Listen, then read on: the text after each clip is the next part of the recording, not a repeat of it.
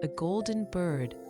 So, once upon a time, in the royal orchard, golden apples vanished nightly without explanation.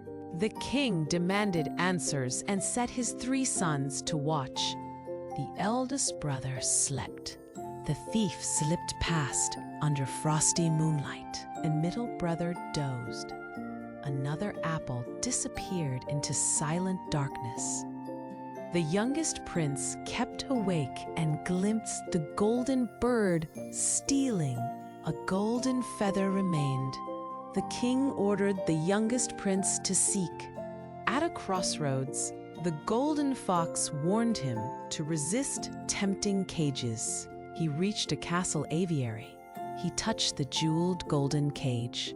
Alarms flared. Captured, he bargained to fetch the golden horse for freedom. The golden fox advised taking a plain halter, not the shining bridle. In the stable, he grabbed the golden bridle. Trap snapped shut. They demanded the princess from the golden castle before granting mercy. The golden fox whispered plans. Take her softly at midnight, refuse feasts.